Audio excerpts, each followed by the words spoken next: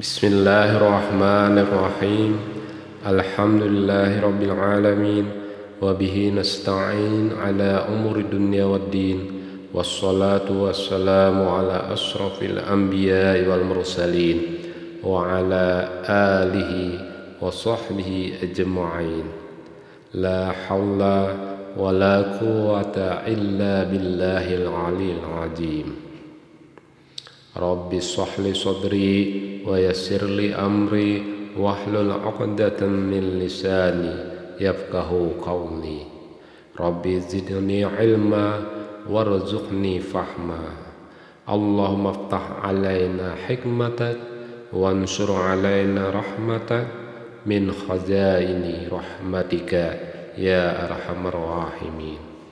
Berjumpa kembali kita dengan kajian hadis arba'in nomor 17 kali ini dengan judul berbuat baik. Pada kesempatan kali ini kita akan membahas hadis yang disusun atau dikumpulkan oleh Imam An-Nawawi dalam kitabnya Hadis Arba'in. Untuk ini hadis yang ke-17 berbunyi sebagai berikut. Bismillahirrahmanirrahim. An Abi Ya'la Shaddad bin Aus radhiyallahu anhu ar-Rasulillah sallallahu alaihi wasallam qala innallaha katabal ihsana ala kulli syai' fa idza qataltum fa ahsinul qitlah wa idza jabahtum fa ahsinud dibha wal yuhidda ahadukum saf'aratah wal yurih jabihatah. Rawahu Muslim. Dari Abu Ya'la bin Shaddad bin Aus radhiyallahu anhu meriwayatkan dari Nabi sallallahu alaihi wasallam bahwa beliau bersabda, sesungguhnya Allah telah mewajibkan berbuat baik atas segala sesuatu. Jika kalian membunuh, maka lakukanlah dengan baik, dan jika kalian menyembelih, maka lakukanlah dengan baik pula. Di mana kamu harus menajamkan pisaunya dan menyamankan hewan sembelihannya. Hadis riwayat Muslim. Kita akan mengenal sedikit tentang perawi, yaitu Abu Ya'la Shaddad bin Aus. Siapa beliau ini? Beliau ini adalah seseorang yang mampu menggabungkan antara ilmu dan hikmah. Jadi dengan ilmu dan hikmah beliau dapat menggabungkan. Jika datang ke kasur lalu berbolak-balik di atasnya dan tidak juga bisa tidur, maka ia berkata, "Ya Allah, sesungguhnya neraka telah membuat diriku tidak bisa tidur dan melenyapkan kantukku." Jadi sidin ini bila guring pas waktu malam tiba-tiba bolak-balik gelisah, tidak bisa tidur, lalu beliau itu kenapa demikian? Karena beliau teringat akan siksa Allah terhadap siksa neraka terhadap orang-orang yang nanti durhaka kepada Allah Subhanahu wa taala. Jadi beliau merasa takut dengan siksaan neraka itu sehingga beliau tidak bisa tidur. Beda dengan kita kalau sudah mengantuk ya terguring kita di tempat tidur, gak diingat apa-apa lagi. Beda dengan orang-orang soleh, mereka memikirkan bagaimana nanti kehidupan setelah kematian ini, karena yang namanya manusia itu pasti mati, ya kan? Kullu nafsin dha'iqatul maut, setiap yang bernapas itu pasti mati. Dan kalau sudah meninggal dunia ini, apa yang akan kita bawa nanti di akhirat? Apakah amal baik atau jahat? Kalau masuk ke dalam surga, ya beruntung kita.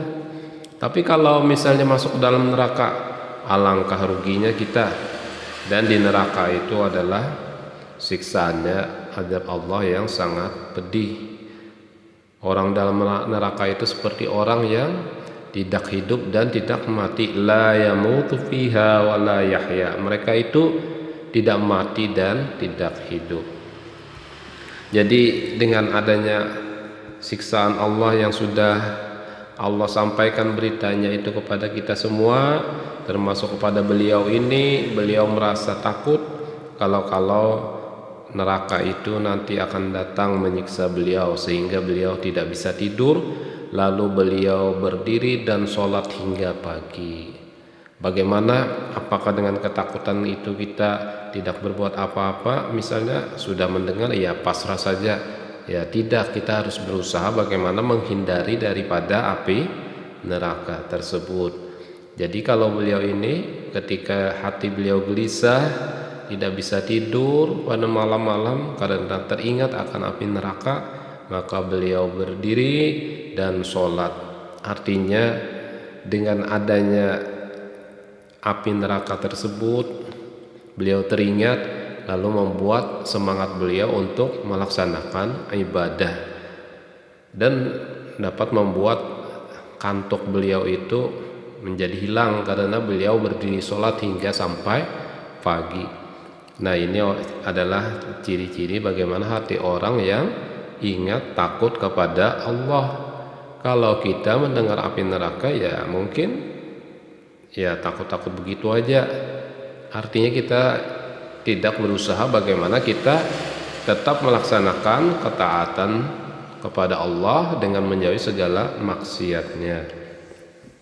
Selanjutnya Sadat tinggal di Baitul Maqdis dan meninggal di sana pada tahun 58 Hijriah pada usia 75 tahun. Jadi kalau usia 75 tahun ini, kalau menurut ukuran kita sekarang ini, ya itu termasuk orang yang panjang umur, karena umat Nabi Muhammad ini ya, beliau aja Nabi Muhammad pun adalah 63 tahun. Jadi kalau misalnya 75 tahun ini dapat bonus daripada umur Nabi, kan kalau kita hitung umur Nabi misalnya meninggal 63, kalau ini 75 berarti itu ada bonus sekitar 12 tahun. Jadi termasuk orang yang panjang umur.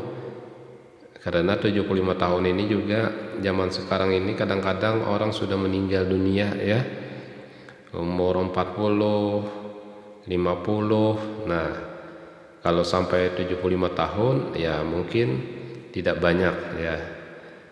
Oleh karena itu kita syukuri juga kalau kita masih diberikan kesempatan oleh Allah untuk hidup, makanya kita pergunakan, kita isi sebaik-baiknya nikmat Allah ini untuk senantiasa meningkatkan ilmu dan amal soleh kita sebagai bekal untuk menghadapi kehidupan di akhirat nanti, karena kehidupan akhirat itu lebih kekal dan abadi.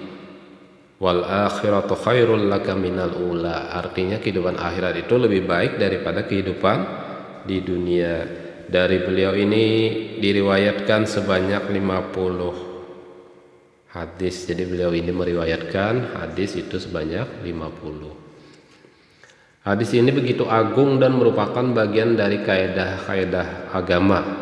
Jadi hadis yang diriwayatkan berasal dari Abu Ya'la Shaddad bin Aus ini merupakan hadis yang merupakan kaidah-kaidah dari agama. Ya memang Imam An-Nawawi ini dalam kitab Arba'in ini memang mencoba mencari hadis-hadis yang merupakan prinsip agama.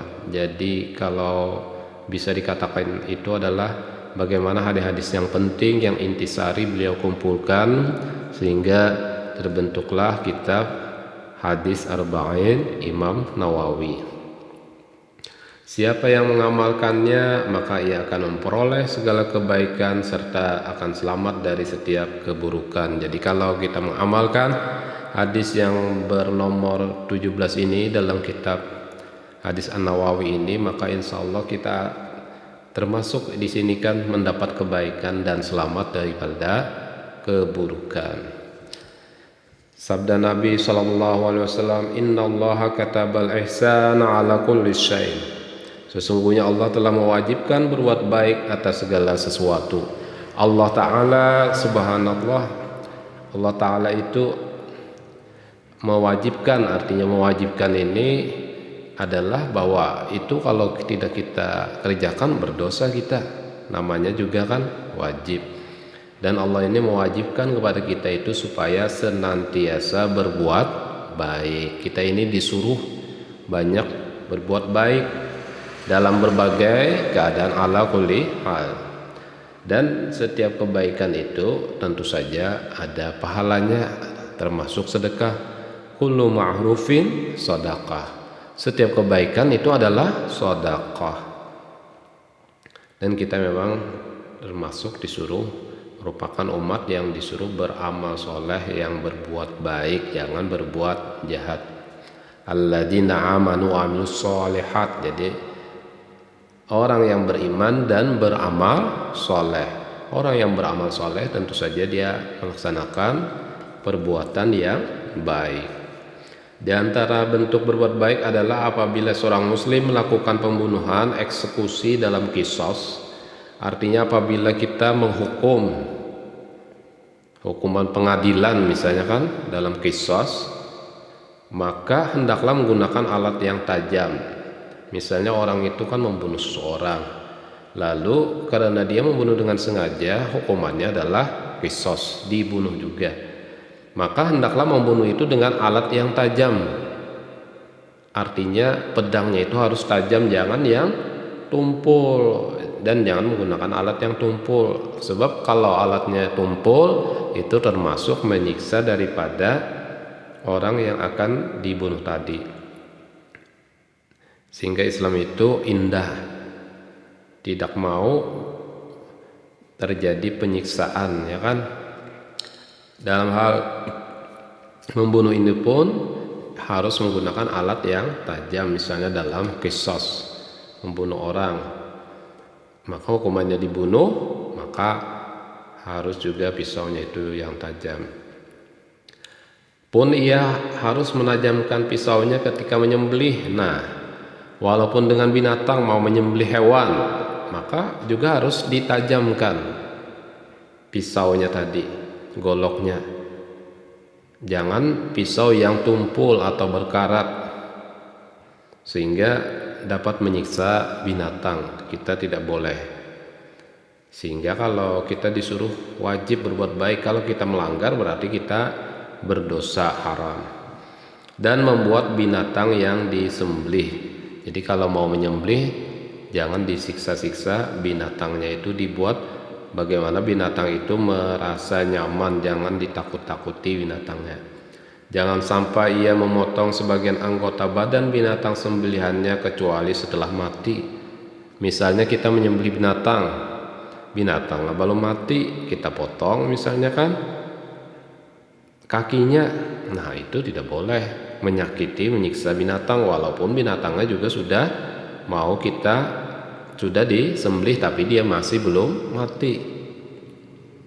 Atau kita potong ekornya umpama, itu termasuk ya menyiksa binatang juga. Jadi selesaikan dulu dia sudah sampai mati binatangnya tadi, baru boleh misalnya dikuliti kan, atau dipotong-potong kalau dia sudah mati. Jangan mengasah pisau di hadapannya. Jadi kalau kita mau menyembelih ayam, menyembelih sapi, kambing, kalau mau menajamkan pisaunya itu ya jangan di hadapan sapinya tadi. Walaupun dia binatang, dia juga punya perasaan, insting. Wah, ini katanya kan instingnya merasa mau membunuh dia kan, mau menyembelih dia. Jadi jangan mengasah pisau di hadapannya. Karena walaupun dia mungkin binatang itu tidak punya akal, tapi dia punya perasaan, punya insting, sehingga akan membuat sedih binatang tadi kan. Hendaklah ia memberikan minuman sebelum disembelih. Jadi kalau mau menyembelih, kita berbuat baik, kita beri minuman kepada binatang tadi sehingga dia mati bukan dalam keadaan kehausan. Kita dengan binatang pun berbuat baik, itu termasuk dapat pahala. Jangan menyembelih binatang yang sedang menyusui maupun yang sedang punya anak sehingga anaknya tidak lagi menyusui. Kalau menyembelih kambing misalnya, dia sedang menyusui anaknya, ya kalau disembelih tidak ada lagi anaknya yang menyusui, sehingga kasihan anaknya tidak ada induknya lagi yang menyusui. Jadi jangan menyembelih binatang yang sedang menyusui maupun yang sedang punya anak sehingga anaknya tidak lagi menyusu. Kalau masih punya anak menyusu, ada sapi atau kambing, nah nanti kasihan anaknya tidak ada yang menyusui. Dan jangan menyembelihnya di hadapan binatang yang lain. Jadi kalau kita menyembelih misalnya hari raya kurban, kalau sudah disembelih itu usahakan tempatnya itu dengan binatang yang masih belum disembelih, itu jangan sampai melihat binatang yang masih diikat yang belum disembelih tadi. Dia melihat kawannya misalnya disembelih, lalu dia merasa tidak enak, sedih dan galau binatangnya, stres jadinya kan, stres melihat diri kawannya, misalnya kawannya teriak-teriak umpamanya kan disembelih. Nah jadi usahakan tempatnya beda. Kalau menyembelih di sini tempat untuk menunggu binatangnya, nanti supaya jangan langsung melihat dia terhadap, kalau orang itu tadi menyembelih hewan misalnya sapi, sehingga jangan melihat yang binatang atau kawannya tadi disembelih. Nah itu adab-adabnya ya. Jadi dalam hal baik itu membunuh orang yang dihukum pun ataupun menyembelih binatang pun, kita sebagai umat Islam ini harus ada adabnya, harus tetap dalam keadaan berbuat baik, jangan semena-mena. Walaupun terhadap binatang, dengan binatang pun kita punya adab, ada tata cara, aturan-aturan, walaupun binatang itu makhluk yang tidak berakal. Apalagi dengan manusia, lebih lagi kita harus punya adab dengan manusia, dengan orang tua, dengan Rasulullah, dengan Allah, kita harus punya adab. Muatan hadis ini apa saja? Tuntutan terhadap setiap mukallaf atau orang yang balik dan berakal, agar senantiasa itu berbuat baik. Pertama, bertindak baik dalam membunuh, ya kan? Dalam membunuh disuruh bertindak baik, jangan sembarangan. Walaupun tadi misalnya kan dengan orang yang misalnya kan orang yang membunuh orang jahat ya, tetap kita membunuh jangan sampai kita melupakan adab-adab, yaitu tetap pisaunya tadi kan yang tajam atau pedangnya. Kemudian yang kedua, bertindak baik dalam menyembelih. Kalau menyembelih binatang kita bertindak baik, pertama kita berbuat baik dengan hewannya kan. Kemudian pisaunya itu tajam, jangan menyembelih di hadapan kawannya yang mau disembelih juga kan. Kemudian jangan menyembelih yang menyusui sehingga nanti anaknya tidak ada yang menyusui. Itu bagaimana kita punya adab. Kemudian syariat menuntut berbuat baik terhadap setiap makhluk. Jadi agama kita, agama Islam ini menyuruh kita berbuat baik itu bukan hanya kepada sesama manusia, tapi setiap makhluk. Setiap makhluk, baik itu binatang, kita juga berbuat baik. Terhadap tumbuh-tumbuhan pun kita tetap berbuat baik. Jangan kita hancurkan, kita gunduli hutan-hutan kalau tidak ada perlunya, ya kan? Kita rusak tanaman atau tumbuhan. Nah itu jangan dirusak, karena semua makhluk Allah itu juga bertasbih, berzikir kepada Allah. Oleh karenanya kalau dengan binatang kita berbuat baik, dengan tumbuhan atau alam kita juga harus berbuat baik. Boleh kita menggunakan mengeksploitasi itu, ya kan? Nah tapi kita tetap harus jangan sampai melakukannya itu secara sembarangan atau sembrono. Juga agar bertindak lembut terhadap binatang. Jangan kita menyiksa atau menyakiti binatang. Sebab kita ini disuruh berbuat baik. Demikian apa yang disampaikan, mudah-mudahan memberikan manfaat kepada kita semua. Mudah-mudahan kita menjadi insan kamil, insan yang sempurna, yang senantiasa juga berbuat baik terhadap Allah, ya kan? Terhadap sesama manusia dan lingkungannya. Mudah-mudahan pertemuan kita kali ini memberikan manfaat kepada kita semua. Mohon maaf apabila dalam penyampaian ini terdapat kehilapan dan kesalahan. Wabillahi taufiq wal hidayah. Wassalamualaikum warahmatullahi wabarakatuh.